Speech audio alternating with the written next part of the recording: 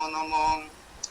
জয় শ্রী কৃষ্ণ চৈতন্য প্রভু নিত্যানন্দ, শ্রী অদ্বৈত গদাধর শ্রীবাসাদি শ্রী গৌর ভক্তবৃন্দ। হরে কৃষ্ণ কৃষ্ণ কৃষ্ণ হরে হরে, হরে রাম রাম রাম হরে হরে। নারায়ণং নমস্কৃত্য নরং চৈব নরোত্তমং, দেবীং সরস্বতী ব্যাসং তদ জয়মুদীরয়েৎ। নষ্ট প্রায়েষু অভদ্রেষু নিত্যং ভগবত সেবয়াম, ভগবতী উত্তম শ্লোকে ভক্তির ভবতি নষ্টৈকি।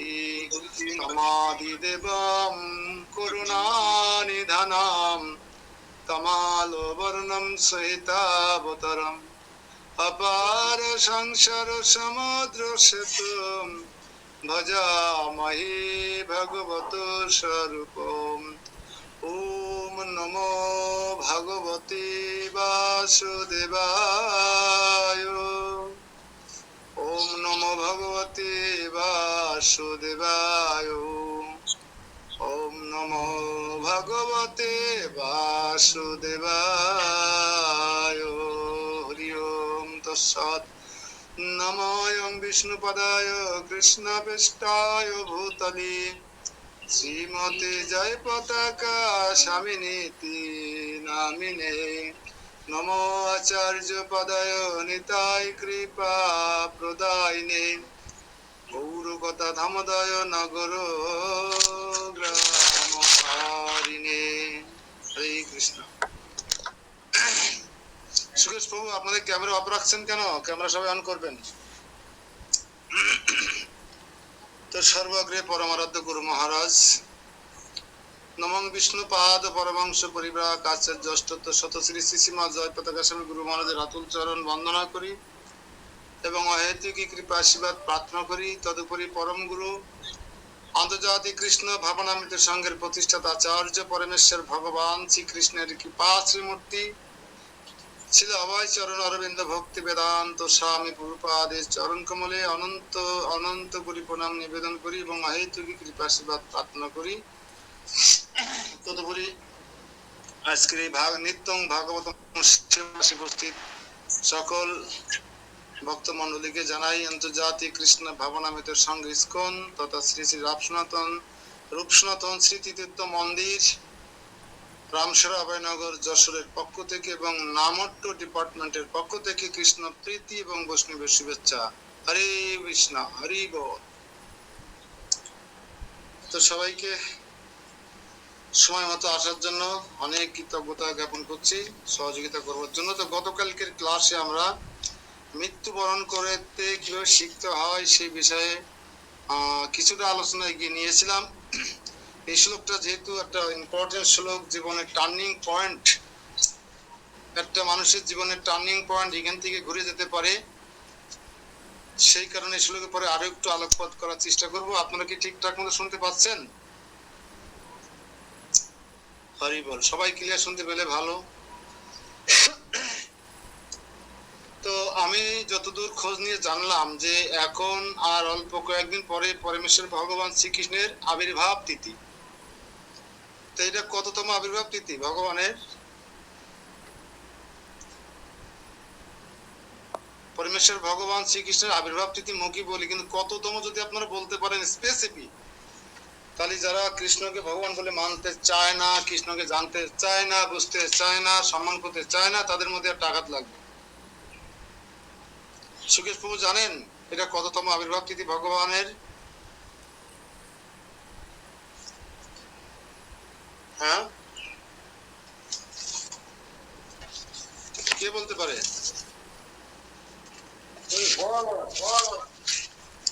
আমার খাতা নকল করেছে আমাদের চৈতন্য প্রভু তো বলার কথা।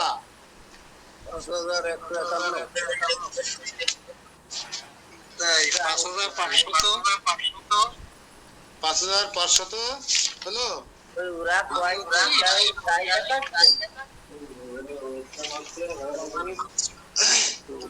আচ্ছা, এটা একটা সূত্র আছে, আপনারা সূত্রটা লিখে নেবেন এবং এরা সুন্দর করে টাইপ করে রঙিন পেপারে টাইপ করে ঘরের সামনে মেরে রাখবেন, ডিমেন্টিং করে।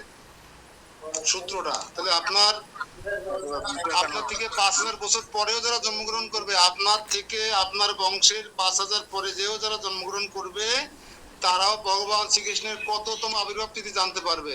বোঝা গেল?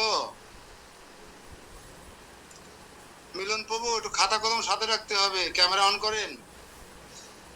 মহাকালের ঘোষ প্রভু, আপনাদের কৃষ্ণকে নিয়ে আলোচনা করছি। ই করেন, ক্যামেরা অন করেন, বাম পাশে একটা চাপ দেন। দেখেন নিচে 4-5টা অপশন উঠে দাঁড়ায় আছে।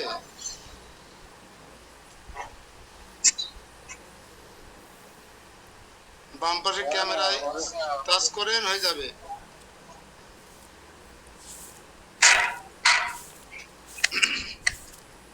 তো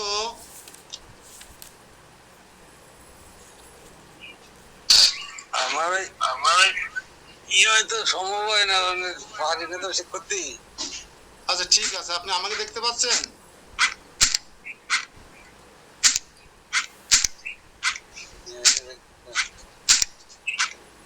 আচ্ছা না, মিলন প্রভু, আপনি কি আমাকে দেখতে পাচ্ছেন?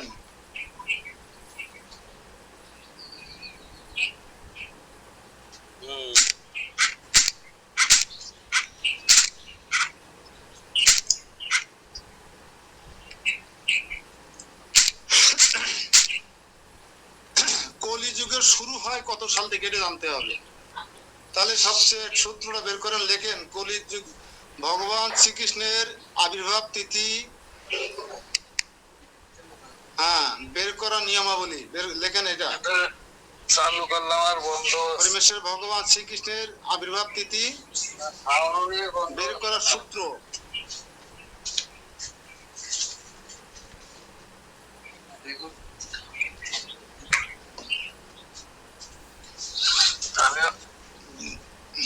আমাকে দেখতে পাচ্ছে, আমার শুনতে পাচ্ছে, আমার কথা শুনতে পাচ্ছে।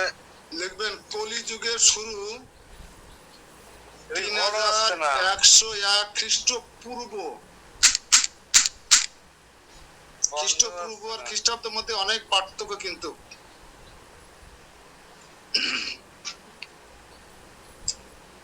দেখছেন, কলিকাল শুরু বা কলিযুগ শুরু 3101 খ্রিস্টপূর্বে।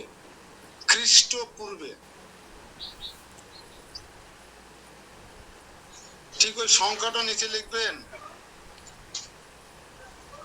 শ্রীকৃষ্ণ লীলাবিলাস করেছেন 125 বছর। সংখ্যার নিচে সংখ্যা লেখার চেষ্টা করবেন। 3101 নিচে লিখবেন 101, নিচে লিখবেন 125, আর তার আগে লিখবেন শ্রীকৃষ্ণের লীলা বিলাস 125 বছর।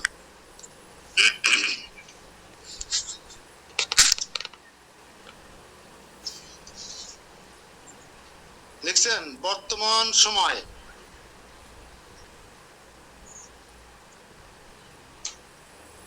2025 সাল। খ্রিস্টাব্দ লিখতে পারেন, খ্রিস্টাব্দ। খ্রিস্টপূর্ব লিখেছি তো আগে, খ্রিস্টাব্দ। বর্তমান সময় 2025 খ্রিস্টাব্দ। আমাদের গাছটা খাওয়া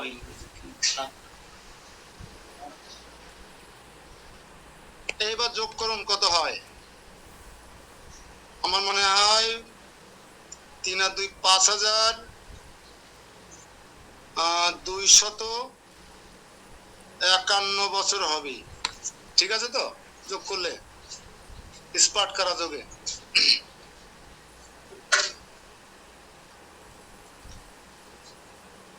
ও দীনদয়াল প্রভু কই, আপনার দর্শন করতে পারছি না তো। কত হলো? ঠিক আছে, আমারটা ঠিক আছে। 5,251, ঠিক আছে।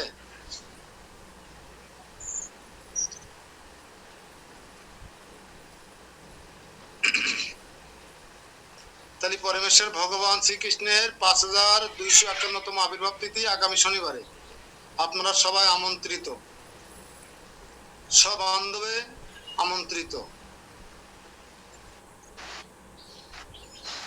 শিবাস ঠাকুর কয়েকজনকে নিয়ে আসতে পারে কিন্তু।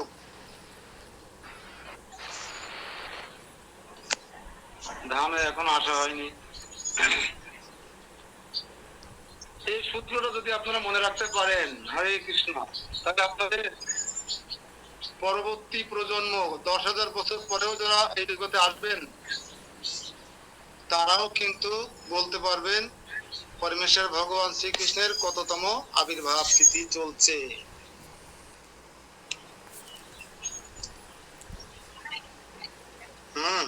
অনিরুদ্ধপুরটা ফোন করেছে, রেকর্ডটা ভেঙে যাবে, সাতার জন্য। তো আমি এই সূত্র দেওয়ার জন্য মূলত কালকে একজনকে শেখাতে গিয়ে থেমে গেলাম যে একজনকে না শিখিয়ে পুরোটা সবাইকে দিয়ে দিই। হ্যাঁ, সূত্রটা আমি আবার বলছি, যারা লিখতে পেরেছেন কি পারেননি। পরমেশ্বর ভগবান শ্রীকৃষ্ণের আবির্ভাব তিথি, হ্যাঁ, বের করা সূত্র, কলিযুগ শুরু 3101 3101 খ্রিস্টপূর্ব, খয়রা ফলা দীর্ঘি মধ্যাংশয় পয় দীর্ঘ পয়রে খ্রিস্টপূর্ব। পরমেশ্বর ভগবান শ্রীকৃষ্ণ লীলা বিলাস করেছেন 125 বছর, 1 2 5। বর্তমান সময় 2025 খ্রিস্টাব্দ। খ্রিস্টপূর্ব মানে যীশু খ্রিস্টের জন্মের 3101 বছর পূর্বে কলিকাল শুরু হয়েছে।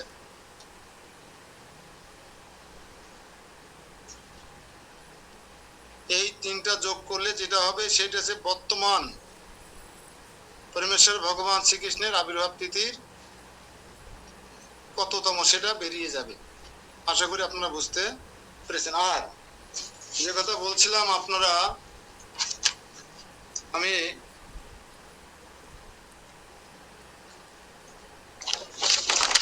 আপনাদেরকে বধুরা সুতো অষ্টকম দিয়েছিলাম, সবাই ঠিক মতো পেয়েছেন কিনা আমি জানি না।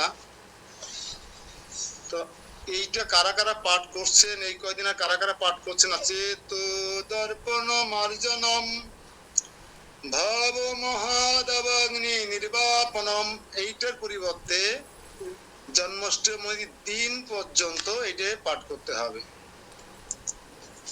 কে কে এটা আপডেট করতে পেরেছেন? আমরা যারা আশ্রিত বা কাঙ্ক্ষিত ভক্ত সবাইকে কিন্তু এটা করতে হবে। আপনাদের পাঠিয়েছ গ্রুপে? আজকে আবার গ্রুপে পাঠিয়ে দিয়েছি। যদি আপনারা গ্রুপে, আমাদের দেবরাজ প্রভু দেখলাম খুব যত্ন করে ওটা একটু এডিট মিডিট করে, যেহেতু নিউটন তাড়াহুড়ো করে পাঠিয়েছিল 3টে পেপারে, 3 পৃষ্ঠা আছে ভক্তিগীতি সঞ্চয়নে। দেবরাজ প্রভু দেখলাম এডিট করে ওরা প্রিন্ট দিয়ে বের করে নিয়ে এসছে। তা প্রিন্ট দিয়ে 2-5 করে বের করে একটা লেমিনেটিং করে বাড়িতে রাখা ভালো। সব অষ্টকম গুলো আপনারা এগুলো জনম ধরে লাগবে, যেহেতু এই শ্রীপ্রদুর আশুত অষ্টকম, জগন্নাথ অষ্টকম, রাধিকা অষ্টকম, হ্যাঁ, গৌরঙ্গ মহাপ্রভুর অষ্টকম আছে, নিত্যানন্দর অষ্টকম আছে, এরকম যা যা আছে সব প্রিন্ট দিয়ে সুন্দর করে লেমিনেটিং করে একটা ফাইলে করে রাখবেন। যখন যেটা সামনে আসবে, যেমন এই যে আসছে আমাদের কদিন পুরুষোত্তম অষ্টকম, তারপর এই যে আগামী কার্তিক মাস ওদের দামোদর অষ্টকম, এই সবগুলো আপনারা প্রিন্ট দিয়ে নিয়ে আসবেন। তা সুর তাল লয়ের অনেক সময় সমস্যা হতে পারে, আপনারা ইউটিউবে চার্জ দিয়ে দিয়ে শুনবেন।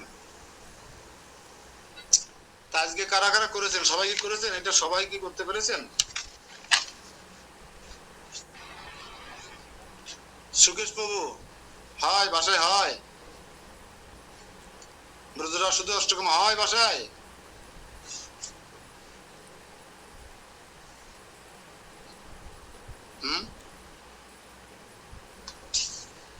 কদিন ক্লাস করেননি তো, এই জন্য এইগুলো আপনারা কাজ করতে। অনেকে আছে আমাদের গুরু ভাই বোনরা যারা মন্দিরের সাথে যোগাযোগ রাখে না, সমস্ত বিশ্বের সাথে যোগাযোগ যারা রাখে না, তারা কোনোদিন এইসবগুলো আপডেট করতে পারবে না। তা কি এটা কি আপনার সবাই আপডেট করে নিয়েছেন? তো একবার গাইতে হবে না নিজেরা গিয়ে থাকেন? বলুন বলুন, তাড়াতাড়ি আমরা ক্লাসে ঢুকে পড়বো।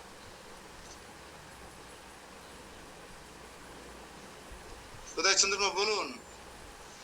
গান একটু আমার সুর হয় না, এমনি গান সুর হয় না আমার। এই গলার মধ্যে সকালে লবণ আর কাঁচামরিচ দিয়ে পেয়ারা খাইছি, 3টে কাঁচামরিচ দিয়ে, তা শ্বাসনালীর মধ্যে কিছুটা ঢুকে গেছে, এই জন্য গলার সুরটা পাল্টে গেছে। তারপরেও বিশেষ কিছু না, একই রকম সুর তো, আপনারা চাইলে পারবেন। জয় জয় শ্রী শ্রী ব্রজরাজের সুতষ্টকম কি যা নবনীরদনিন্দিত কান্তিধরম রস সাগর নাগর ভূপ পরম শুভ বঙ্কিম চারুষি খণ্ড শিকম ব্রজরা কৃষ্ণ নিধিম ব্রজরাজ সুতম ভজ কৃষ্ণ নিধিম ব্রজ রাজ সুতম ভজ কৃষ্ণ নিধিম ব্রজ রাজ সুতম। আলো কি ব্রবিশঙ্কিত বঙ্কিম শত্রুধনম মুখচন্দ্র বিনিন্দিত কোটিবিদম মৃদু মন্দ সুহাস্য ভাষ্য সুযুগম ভজ কৃষ্ণ নিধিম ব্রজরাজ সুতম। দেখাতে গেলে আমি গাইতে পারছি না, আশা করি সবার কাছে আছে, দেখেন গ্রুপে দিয়ে দেওয়া হয়েছে। সুবিকম্পদ নঙ্গ সদঙ্গ ধরম ব্রজবাসী মনোহর বেশ করম ত্রিশূলাঞ্চিত নীল সরোজ দৃশ্য ভজ কৃষ্ণ নিধিম ব্রজ রাজ সুতম ভজ কৃষ্ণ নিধিম ব্রজ রাজ সুতম ভজ কৃষ্ণ নিধিম ব্রজ রাজ সুতম। অলকাবলি মণ্ডিত ভালো তটম শ্রুতি দলিত মাকর কুণ্ডলকম কোটি বেষ্টিত পীঠ পটম সুধাট ভজ কৃষ্ণ নিধিম ব্রজ রাজ সুতম ভজ কৃষ্ণ নিধিম ব্রজ রাজ সুতম ভজ কৃষ্ণ নিধিম ব্রজ রাজ সুতম। কলনপুর রাজিত চারুপদ মণিরঞ্জিত গঞ্জিত ভৃঙ্গু মদম ধ্বজ ব্রজ ঝাঙ্কিত পাদ যুগম ভজ কৃষ্ণ নিধিম ব্রজ রাজ সুতম ভজ কৃষ্ণ নিধিম ব্রজ রাজ সুতম ভজ কৃষ্ণ নিধিম ব্রজ রাজ সুতম। বৃষ চন্দন চর্চিত চারুতনম মণি কৌস্তব গর্হিত ভানুতনম ব্রজবাল শিরোমণি রূপ ধৃত ভজ কৃষ্ণ নিধিম ব্রজ রাজ সুতম ভজ কৃষ্ণ নিধিম ব্রজ রাজ সুতম ভজ কৃষ্ণ নিধিম ব্রজ রাজ সুতম। সুরবৃন্দ সুবন্দ মুকুন্দ হরি সুরনাথ শিরোমণি সর্বগুরুম গিরিধারী মুরারি পুরারি পর ভজ কৃষ্ণ নিধিম ব্রজ রাজ সুতম ভজ কৃষ্ণ নিধিম ব্রজ রাজ সুতম ভজ কৃষ্ণ নিধিম ব্রজ রাজ সুতম। কৃষ ভানু সুতাবর কেলি পর রস রাজ শিরোমণি বেশ ধরম জগদীশ্বর ঈশ্বরমিডবরম ভজ কৃষ্ণ নিধিম ব্রজ রাজসুতম ভজ কৃষ্ণ নিধিম ব্রজ রাজসুতম ভজ কৃষ্ণ নিধিম ব্রজ রাজসুতম নবনীরোদনিন্দিত কান্তিধরম রস সাগর নাগর ভূপ পরম শুভ বঙ্কিম চারু শিখণ্ডি শিখম ভজ কৃষ্ণ নিধিম ব্রজ রাজসুতম ভজ কৃষ্ণ নিধিম ব্রজ রাজসুতম ভজ কৃষ্ণ নিধিম ব্রজ রাজসুতম। জয় জয় ব্রজরাজ সুতষ্টগম কি জয়। জয়। পরমেশ্বর ভগবান শ্রীকৃষ্ণের 251তম শুভ শুভ আবির্ভাব তিথি মহোৎসব সমাগত কে জয়। নিতাই গৌর প্রেমানন্দে হরি হরি বল। আসলে যারা একটু চালাক তারা কি করে রেকর্ডিং করে রাখে, তাহলে সুর তাল আর কোনো কিছুতে ডিস্টার্ব হয় না। সবাই রেকর্ডিং করতে পেরেছেন? রেকর্ডিং করলে অন্তত গাড়ি বাড়িতে শুনে গাওয়া যায় বা অন্য সময় দিয়ে শোনা যায়। ওটা আমি বাদে সবাই করে। এই জন্য সবকিছু রেকর্ডিং করার চেষ্টা করবেন যখন বুঝতে পারবেন না। আর প্রত্যেক ক্লাস আপনার নিজেরা নিজেরা রেকর্ডিং করতে পারেন, যারা লিখতে টিখতে পারেন না। আজকে ক্লাস কি একজন বেরিয়ে গেছে, তা নাহলে রেকর্ড ব্রেক করতে আজকে 28 জন জয়েন করেছে, 27 জন পর্যন্ত ছিল। আজকে 28 জন দেখলাম, কিন্তু একজন কে যেন বেরিয়ে গেছে। হরে কৃষ্ণ প্রভু। হরে কৃষ্ণ। শিখাও। প্রভু বলছি এই অষ্টকাম কি ওই জন্মাষ্টমীর দিন রাত্রে কীর্তন করা যাবে? ওই দিন তো বারবার গাইতে হয়, বারবার গাইতে হয়, ওই দিন পর্যন্ত গাইতে হবে ওই শিক্ষা অষ্টকমের এগেনস্টে। হরে কৃষ্ণ। আর এমনি জন্মাষ্টমীর দিন রাত্রে করা যাবে?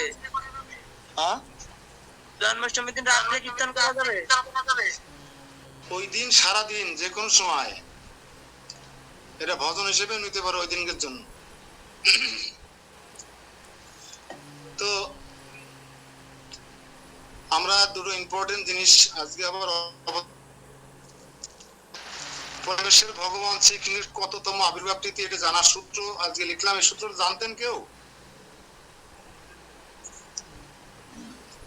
আমরা এটা 2013 সালে জেনেছি, ঢাকাতে যখন ওটা ক্লাস জানিনি, করতাম। ওই এখন ইউটিউবের সুবাদে সবাই পেয়ে যায়, কিন্তু আমরা কেউ যদি কারো সহযোগিতা না নিতে চাই, সূত্রটা আমরা সুন্দর করে লিখে রাখবো পরবর্তী প্রজন্ম এবং আমাদের উপকারের জন্য। এবং আপনারা যখন জন্মাষ্টমীর বিষয় মহিমা বলবেন তখন এই বিষয়টা একটু অবতারণা করবেন, তাহলে মানুষের আকর্ষণ বোধ বৃদ্ধি পাবে। তো আমরা অক্ষর ব্রহ্ম যোগে অন্তিমকালে আমাদের কি রূপে মৃত্যুবরণ, অর্থাৎ শেষ মুহূর্তে মৃত্যুবরণ কালে আমাদের কি রূপে মৃত্যুবরণ করা উচিত, কিভাবে মৃত্যুবরণ করা উচিত, এটা পরমেশ্বর ভগবান শ্রীকৃষ্ণ এই 5 নম্বর শ্লোকের মাধ্যমে আমাদেরকে একদম স্পষ্ট ভাবে বোঝানোর সুযোগ করে দিয়েছে, বোঝার সুযোগ করে দিয়েছেন। আমরা ইতিমধ্যে জেনে গেছি, আমরা আলোচনার প্রেক্ষাপটে ইতিমধ্যে জেনে গেছি যে মৃত্যু কয় প্রকার, কি কি। প্রশ্ন উত্তর আগে লিখে ফেলুন যাতে এটা আমরা এক নজরে কোনো এক সময় দেখে নিতে পারি। মৃত্যু কয় প্রকার, কি কি।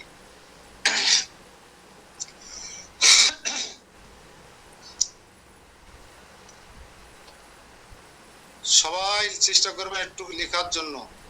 প্রথমে সাধারণ খাতায় লিখবেন, হয়তো ভালো না হতে পারে, পরে এটা সুন্দর ডায়েরিতে মেনটেন্স করবেন, যারা লেখা ভালো তারা দিয়ে। তো মৃত্যু 2 প্রকার। মৃত্যু 2 প্রকার। এক কাল রূপ মৃত্যু, আর 2 হচ্ছে কৃষ্ণ রূপ মৃত্যু।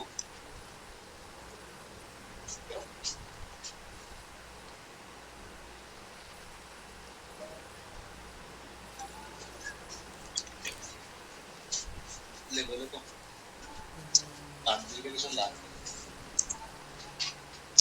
এখন প্রশ্ন হচ্ছে কাল রূপ মৃত্যু কাকে বলে আর কৃষ্ণ কাল রূপ মৃত্যু কাকে বলে, কৃষ্ণ রূপ মৃত্যু কাকে বলে। আলাদা আলাদা প্রশ্ন নেবেন, আগে লেখেন কাল রূপ মৃত্যু কাকে বলে। মূলত যারা প্রচারক, যারা প্রচার করবেন এই শ্লোকটার আলোকে যারা কথা বলবেন তাদের জন্য খুবই উপকার হবে। যে কেউ, আমি মনে করি আমি যা লিখে দেবো এই শ্লোকের আলোকে, এই শ্লোকটা পড়ে মূল আচরণ করে আতামাদব গিয়ে এই শ্লোকটা পড়ে সেই টুকির বিষয়ে যদি আলোচনা করেন আপনার 40 মিনিটের কমপ্লিট পাঠ হয়ে যাবে।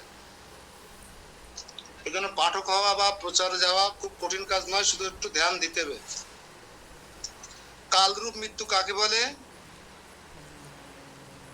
উত্তর, যারা জীবনের সকাল বেলায় হরিভোজন করে না,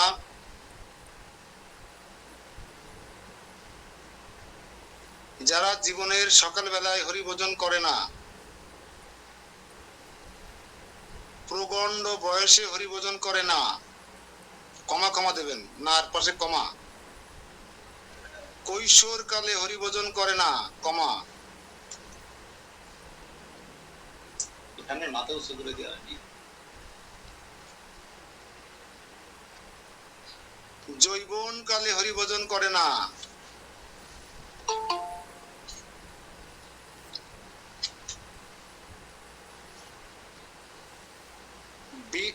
ক্ষয়প্রাপ্ত হওয়ার সময় বৃদ্ধকালে হরিভোজন করে না, বৃদ্ধকালে লিখুন, বৃদ্ধকালে হরিভোজন করে না।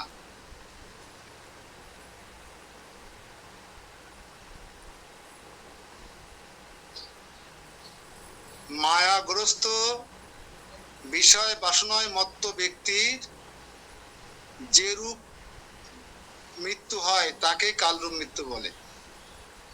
মায়াগ্রস্ত বিষয় বাসনায় মত্ত ব্যক্তির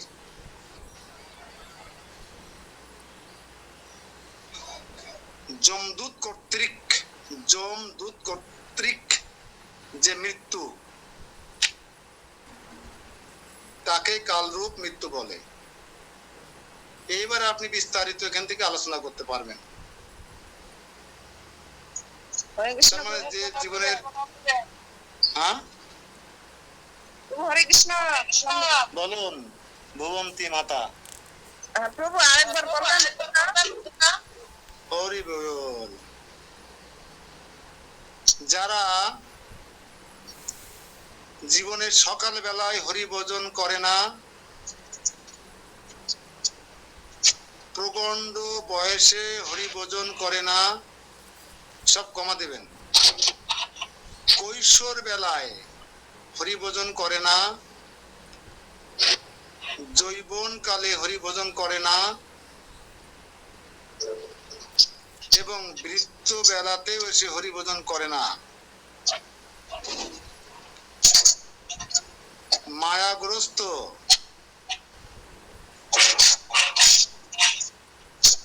বিষয় বাসনায় মত্ত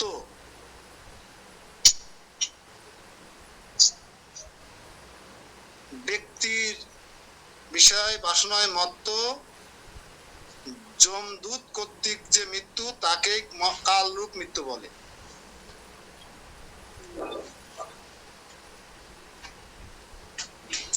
এই প্রত্যেকটা অপশনে পরে আপনি বিশদভাবে বর্ণনা করতে পারবেন যে জীবনের সকালবেলা বলতে কি বোঝায়, কৈশোরকাল, প্রগণ্ডকাল, যৌবনকাল, বৃদ্ধকাল, এই কালটা আমরা কিভাবে কাটাই আর কিভাবে কাটানো উচিত এটা আপনারা আলোচনায় আনবেন যখন এই শ্লোকের পরে আলোচনা করবেন।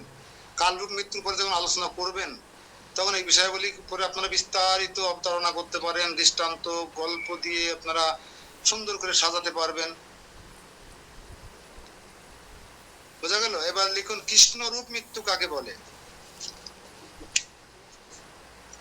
কৃষ্ণ রূপ মৃত্যু কাকে বলে? প্রশ্ন, উত্তর, জীবনের সকালবেলা বলতে কিন্তু ওই 4-5 বছর বয়স থেকে বোঝায়। এখন 8 বছরের শাস্ত্রের নিয়ম, তা ভক্তদের ছেলেমেয়েরা 3 বছর থেকে জপ তপ শুরু করে দেয়, একাদশী ব্রত শুরু করে দেয়, মন্দিরে আসা শুরু করে দেয়। তো অন্তত 8 বছর ধরা যেতে পারে ন্যূনতম। এখন 4-5 বছর থেকে শুরু করতে হবে। যখনই কেজি স্কুলে দিয়ে পাঠাবেন না 15-20 খান বই দিয়ে, তখন একটা গীতা তার জন্য নির্ধারণ করে রাখবেন ওই সাবজেক্টের মধ্যে। সমস্ত সুধী সমাজ, শিক্ষিত সমাজকে বলছি, যখন নিজের ছেলেকে ডাক্তার, ইঞ্জিনিয়ার, অস্ট্রেলিয়া, আমেরিকায় পাঠানোর স্বপ্ন দেখবেন, তখন ওই যখন 15-20খানা বই কিনে দেবেন, কেজির বই, সাথে সাথে শ্রীমদ্ ভগবত গীতা যথাযথ একটা ওর সাথে ইনক্লুড করবেন। আপনাদের চরণে হাত রেখে বললাম, একটা জপের মালা ইনক্লুড করবেন। 6 দিন তারা স্কুলে যাবে, একদিন মন্দিরে নিয়ে আসবেন। যথার্থ পিতা যদি হতে চান, তা নাহলে কিন্তু স্পেশাল ট্রাইব্যুনালে মামলা হবে আপনাদের নামে। সেই পিতা পিতা নয়, সেই মাতা মাতা নয়, সেই স্ত্রী স্ত্রী নয়, সেই স্বামী স্বামী নয়, সেই আত্মীয় আত্মীয় নয়, সেই গুরু গুরু নয়, সেই দেবতা নয়, যিনি সমবস্থিত মৃত্যুরূপ অন্ধকূপ থেকে আপনাকে উদ্ধার করতে না পারে। এটা আছে ভাগবতমের 5:5-18 বিখ্যাত শ্লোক। এবার ভেবে দেখবেন যে আপনি যথার্থ পিতা কিনা, যথার্থ মাতা কিনা, যথার্থ স্বামী কিনা, যথার্থ স্ত্রী কিনা, যথার্থ গুরু কিনা, যথার্থ আত্মীয় কিনা, আপনি ডিসাইড করে দেখবেন। কৃষ্ণর মৃত্যু কাকে বলে? যিনি যারা জীবনের সকাল বেলায় প্রগণ্ড বয়সে, কৈশোরকালে, যৌবনকালে এবং জীবনের পরন্ত বেলায়ও নিষ্ঠা সহকারে হরি ভজন করে, সাধু সঙ্গ করে এবং পরমেশ্বর ভগবান শ্রীকৃষ্ণের প্রেমময়ী সেবায় যুক্ত হন, এই ব্যক্তির মৃত্যুকালকে কৃষ্ণরূপ মৃত্যু বলে। স্বয়ং কৃষ্ণ তাকে পুষ্পরথে করে নিয়ে যাবে এই শ্লোকের আলোকে।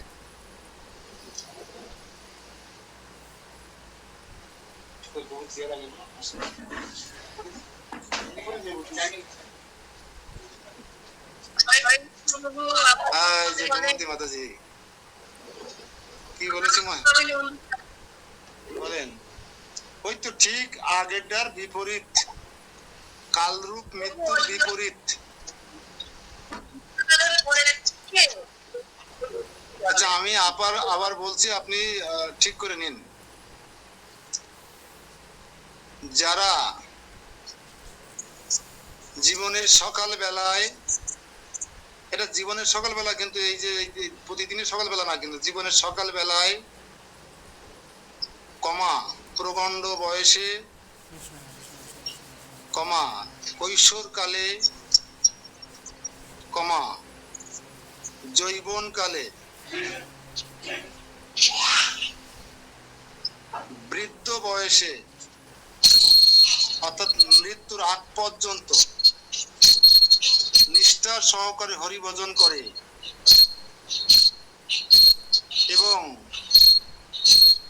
পরমেশ্বর ভগবান শ্রীকৃষ্ণের প্রেমময়ী সেবায় যুক্ত থাকেন,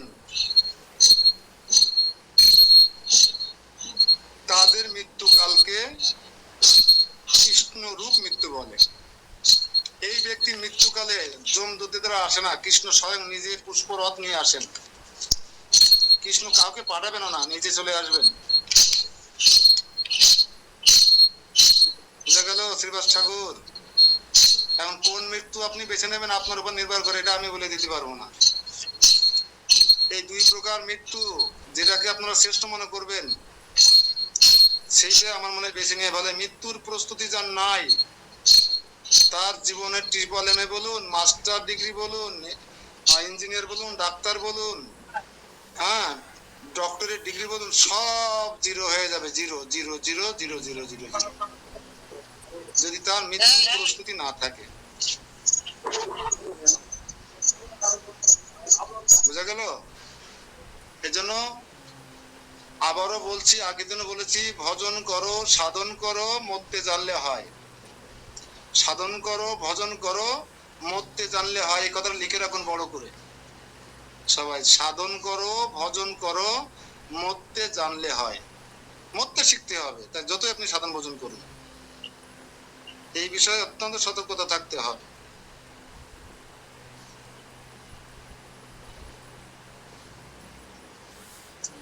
এই জন্য আমাদের সবকিছু যদি শিশুকালে শুরু হয়, বিদ্যা চর্চা, ক্রিয়া চর্চা, হ্যাঁ, রূপচর্চা, সবকিছু যদি জীবনে সকালবেলায় শুরু হয়, তাই ধর্মটা এখনো বিকেল বেলায় সন্ধ্যাবেলায় হবে। প্রায় তো দাদুরা বলে থাকে, ঠাকুমারা বলে থাকে, এই এখনো সময় হয়নি, সময় হয়েছে এখনই যাবে মেলা হাতে ধরিছ, তুলসী মালা গলায় দিছে, এখনো সময় হয়নি, বলে না দাদু দিদিমারা?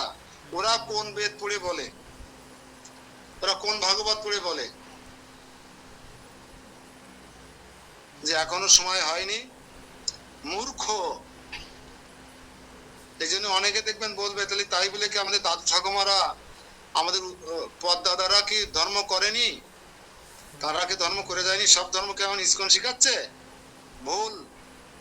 আপনি কষ্ট নেবেন না, আমার দাদু ঠাকুমারা ধর্ম করে যায়নি, না ধর্ম করেনি, একাদশী করেনি, কৃষ্ণ নাম জপমালায় জপ করেনি, মহাপ্রভুকে জানার চেষ্টা করেনি, হ্যাঁ, তারা এরকম শাস্ত্র অধ্যয়ন করেনি, চৈতন্য চরিতামৃত কি তারা জানতো না, হ্যাঁ, মহাভারত পর্যন্ত তারা সীমাবদ্ধ ছিল, ওইটা পড়ে মনে করতো আমরা ধর্ম করে ফেললাম। না, তারা ধর্ম করেনি। তারা বড় কালী পুজো, দুর্গা পুজো, কার্তিক পুজো পর্যন্ত সীমাবদ্ধ ছিল। এই বছরে 2-3টে পুজো হতো, মণ্ডপ বা মন্দির ছিল না, অস্থায়ী কারো বাড়ির আঙ্গিনার সামনে ওই নারকেলের পাতা দিয়ে, দেবদারুর পাতা, কলার পাতা দিয়ে মণ্ডপ তৈরি করা হতো। সেই মণ্ডপে কালীমাকে নিয়ে আসা হতো। নিয়ে আসার পরে আগে মণ্ডপ তৈরি করার আগে তাস কোথায় বসে খেলবে সেই জায়গা আগে ঠিক করা হতো। তাস খেলার জায়গা রেখে দিয়ে মণ্ডপ তৈরি করা হতো, আমি যদি ভুল বলে থাকি। কাছের গুলি খেলার জায়গা রেখে দিয়ে মণ্ডপ করা হতো। দাবা লুডু খেলার জায়গা রেখে দিয়ে মণ্ডপ করা হতো, তাই মণ্ডপ ছোট হোক আর বড় হোক। তারপরে কি হতো, এই মণ্ডপে একজন পাঠার মাংস খাওয়া ঠাকুর মশাই, সে ভালো করে সংস্কৃত ভাষা তো দূরের কথা, গীতা শ্লোক উচ্চারণ করতে পারে না। আর কালী পুজো ঘরে ঘরে হয়তো ঠাকুর মশাই পাওয়া যায় না, ঠাকুরের বকাটে ছেলেটা যেটা চায়ের দোকানে বসে আছে তাকে ধরে নিয়ে আসি আমরা। জিন্সের প্যান্ট পরে আসে, কোন রকম খুলে দুটি মুদি জড়াইয়ে ওই ঠাকুর ঘরে ঢুকবে, আর আমরা তাস নিয়ে বসবো, তাস নিয়ে বসবো, ডাবা লুডু নিয়ে বসবো, কাঁচের গুলি নিয়ে বসবো। এদিকে মাইক বাজবে না, সাউন্ড বাজবে, ডিজে গান বাজবে বাইরে। আর ঠাকুর মশাইয়ের সুবিধা হবে, যত বাজা বাজনা হবে আর যত তাস খেলে আমরা মত্ত হবো, ঠাকুর মশাইয়ের ফাঁকি দিতে সুবিধা হবে। শুধু তাই নয়, কালীমার খাওয়ার আগে আমরা খাইয়ে ফেলতাম, পিছনে নারকেলের পাতা দিয়া থাকতো তো। আর বুড়ো ঠাকুর বুঝি দিব ঠাকুর ছিল আমাদের সারা বলে, চই দেখতো না কিছু না কোন রকম, আর পিছন দিয়ে আমরা হাত ছেলে দিয়ে ওই বাতাসা আখ মাখ নিয়ে বেরোই দৌড় মারতাম। আর কালী পুজোর দিন মায়ের সামনে বসে কি আরাধনা করব, কার কাছে ডাব আছে, কার কাছে নারকেল আছে, এই করবে। এটা কি ধর্ম? আপনারা বলুন এবার আমাকে।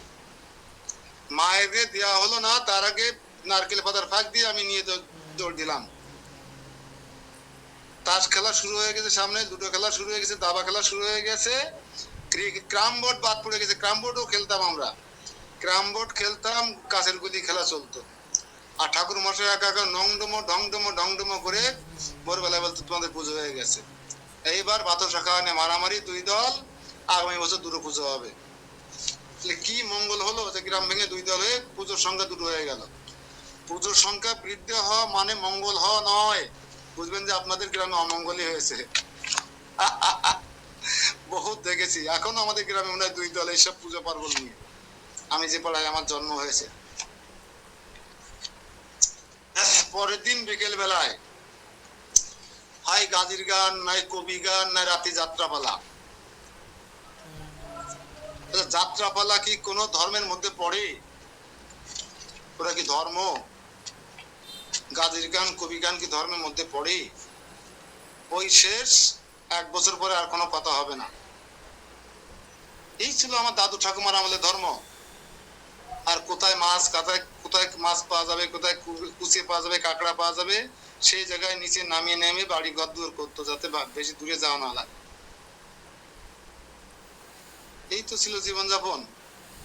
একাদশী বলতে যারা বিধবা চুল কেটে দেওয়া হতো তাদের, আমাদের মধ্যে খাটো খাটো চুল রাখা হতো, আর একাদশী 150 দিন তাদেরকে ভাত খেতে দেওয়া হতো না, রুটি ছোলার ডাল এইসব দেওয়া হতো। এটা কি একাদশী? বিধবাদের ধর্ম ছিল একাদশী।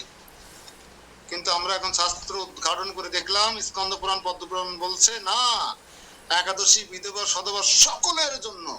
কারণ একাদশী কোনো শরীর চর্চা বা শরীর সুস্থ রাখার জন্য কোনো ব্রত নয়। একাদশী হচ্ছে ভগবানের প্রীতি বিধানের জন্য একটা ব্রত, শ্রেষ্ঠ ব্রত। 64 ভক্ত অঙ্গের একটা হচ্ছে একাদশী ব্রত। বোঝা গেল? আমরা এখন উদ্ঘাটন করছি, আমাদের নাতিপুতিরা পারেনি, আমার বাবা দাদুরাও পারেনি, বাবারাও পারেনি, আমরা পেরেছি। আমাদের ছেলেমেয়েরা আরো ভালো পাচ্ছে, তাদের ছেলেমেয়েরা আরো ভালো পারবে। আমরা মনে হয় একটা স্বর্ণের যুগের দিকে, এই কলি যুগে দোষের নিধি হলেও আমরা একটা ভালো যুগের দিকে এগিয়ে যাচ্ছি ইসকনের নেতৃত্বে। প্রচার প্রসারণা করা, আজ যদি একাদশী মাহাতো নামক বইটা না বেরোতো, আমার মতন এই দুরাচারী অধম কখনো একাদশী করার কথা স্বপ্নেও চিন্তা করতে পারতো না। স্বপ্নেও আমি চিন্তা করতে পারলাম যে একাদশী না খেয়ে থাকা যায়, ভাত না খেয়ে বাঁচা যায়, গলায় তুলসী মালা পরে মানুষের সামনে যাওয়া যায়, কপালে তিলক করে মানুষের সামনে যাওয়া যায়। আমি তো একসময় চিন্তাই করতে পারতাম না। সেদিন, বেশি দিন আগের কথা না, মোংলার পোর্টে যখন যেত, আমরা যখন বলতো আমি হেসে দৌড় মারতাম, গলায় আবার তুলসী মালা পরে মাঝে মধ্যে যাওয়া যায় নাকি, তিলক পরা যায় নাকি, আর একাদশী, ওরে বাবা এত বড় কঠিন কাজ আমার দিয়ে হবে না। এই তো কদিন আগের কথা। তাহলে আমারও জীবনে কতদিন আগে ধর্মের সম্পর্কে জানা সম্ভব হয়েছে বলুন? এই জন্য আমাদের দাদু ঠাকুমারা যা করে গেছে আসলে ওটা ধর্ম নয়, ওই প্রথা, এক প্রকার প্রথা। এখন বরং আমরা কিছু কিছু মানুষ শাস্ত্রের আলোকে নিজের জীবনটাকে আলোকিত করে সেটা, সেই উপলব্ধিটা নিজের জীবনে প্রয়োগ যারা করছি, তারাই মূলত ধর্ম চর্চা টুকটাক করতে পারছে। শুধু গীতা ভাগবত পড়লে হবে না, শাস্ত্র গ্রন্থ পড়লে হবে না, শুধু জ্ঞান হৃদয়ঙ্গম করলে মানে, এটা নিজের জীবনে প্রয়োগ করতে হবে, কাজে লাগাতে হবে, তাহলেই গীতা ভাগবত পড়ার সার্থকতা। জ্ঞান কাণ্ড কর্মকাণ্ড কেবল বিশ্বের ভাণ্ড, অমৃত ভাবিয়া যেবা খায়। এই জ্ঞান কাণ্ড কর্মকাণ্ড কেবল বিশ্বের ভাণ্ড, বিষ অমৃত ভেবে যারা খাবে তারা চরম ভুল করবে। এই জন্য আপনাকে কাজে লাগাতে হবে। একটা শ্লোক পড়ে আপনার জীবনে মোড় ঘুরে যেতে পারে, আপনার 700 শ্লোক মুখস্থ করতে হবে না। ভাগবতমের 18,000 একটা শ্লোক পড়লে আপনার জীবনে মোড় পরিবর্তন হয়ে যেতে পারে। শুধু বোধগম্যতার প্রয়োজন, বোঝার বিষয়। শুধু বুঝলে হবে না, নিজের জীবনে প্রয়োগ করতে হবে। আমি পড়লাম যে কি যজ্ঞ শিষ্ট অশ্বিন সন্তু মুচ্চন্তে সর্বক্লিবর্ষয় ভুঞ্জন্তে তে তু অগম পাপা যে প্রশান্তি আত্মকারণাত। 3য় অধ্যায় 13 নম্বর শ্লোক পড়লাম বটে, কিন্তু বোঝার চেষ্টা করলাম না। তাহলে সারা জীবন মুখস্থ করে লাভ হলো কি? যে যারা ভগবত ভক্ত, তারা ভগবানকে না দিয়ে কোনো কিছু খান না, তারা ভগবানকে নিবেদিত ভোগের প্রসাদকে সমস্ত পাপ থেকে মুক্ত হয়। যেহেতু তারা সমস্ত পাপ থেকে মুক্ত, তাই তারা ভগবত ধাম প্রাপ্তি হয়। আর যারা নিজেদের ইন্দ্র তৃপ্তির জন্য নানা রকম উপাদেয় খাদ্য রান্না করে খায়, ভগবানকে না দিয়ে তারা প্রতি গ্রাসে গ্রাসে পাপ ভোজন করে। যেহেতু তারা ভগবানকে না দিয়ে খায়, তাই তারা চোর। তাই চোর আর পাপী কখনো শান্তি পেতে পারে না, স্বস্তি পেতে পারে না, তাদেরকে অবশ্যই নরক যন্ত্রণা ভোগ করতে হবে। এই শ্লোকটা যদি কেউ হৃদয়ঙ্গম করার চেষ্টা করে, তাহলে বাদ বাকি 699টা শ্লোক তাকে না পড়লেও হবে। তাহলে সেই ব্যক্তি চিন্তা করবে আমি কোন লাইনের আলোকে জীবন পরিচালনা করব। এই 3 অধ্যায় 13 নম্বর শ্লোকের প্রথম লাইনের আলোকে যদি যারা পরিচালনা করবে জীবন, তারা ভগবত ধামের টিকিট ক্রয় করবেন। আর যারা নিচের লাইনের আলোকে জীবন পরিচালনা করবেন, তারা নরকের টিকিট ক্রয় করবেন। এখন আপনি ভেবে দেখুন, আপনি নরকে যেতে চান না ভগবত ধামে যেতে চান? নির্ভর করছে সম্পূর্ণ আপনার উপরে। আপনি সমস্ত গ্রন্থ পড়ে শেষ করলেন, সমস্ত পুরাণ, সমস্ত বেদ, সমস্ত উপনিষদ, গীতা, ভাগবত, চৈতন্য চরিতামৃত, ভক্তি রত্ন সিন্ধু পড়লেন, কিন্তু আপনি আমিষ ত্যাগ করতে পারলেন না। আমিষ খেতে, একটা মুরগি খাবেন, না মেরে খাবেন না আস্ত খাবেন? একটা জীব হত্যা, মুরগি তো জীব এবং কৃষ্ণেরও সন্তান। একটা হাঁস খাবেন, তাকে মারতে হবে, সেটা জীব, কৃষ্ণের সন্তান। একটা ছাগল খাবেন, তাকে কাটতে হবে, কৃষ্ণের সন্তান। তাহলে জীবহত্যা আমাদের ধর্মে একমতে বলছে জীবহত্যা মহাপাপ। আপনি সব গ্রন্থ পড়লেন কিন্তু জীবহত্যা বন্ধ করলেন না, তাহলে আপনার এই পড়া শুধু সময়ের অপচয় হলো মাত্র।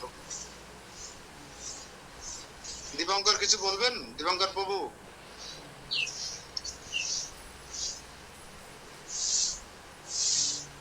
হায়দ্রাবাদ থেকে দীপঙ্কর প্রভু কিছু বলবেন? হ্যান্ড রাইজ করেছেন, হাত উঠিয়েছেন, বলেন যদি কিছু বলতে চান। এই জন্য বুঝে বুঝে পড়লে এত পড়ার দরকার হয় না, বোঝার চেষ্টা করলে একটা শ্লোকেই যথেষ্ট জীবনে মোড় ঘুরিয়ে দেওয়ার জন্য। তা আমরা এই কলিযুগে আমরা কখনো যুগ ধর্ম বাদ দিয়ে অন্য ধর্ম করলে নাই হবে পার। হরে কৃষ্ণ মন্ত্র একমাত্র সার। কৃষ্ণ নাম করো জীব আর সব মিছে, পালাইতে পথ নেই জম আছে পিছে। জীবন হইল শেষ, না ভজিলে ঋষিকেশ, চরমে পড়িবে লাজে। তুমি যদি সময়কালে হরিভজন না করো, পরমেশ্বর ভগবান শ্রীকৃষ্ণের প্রেমময়ী শিবায় যুক্ত না হও, তাহলে তোমার জীবনটা পুরোটাই বৃথা হয়ে যাবে।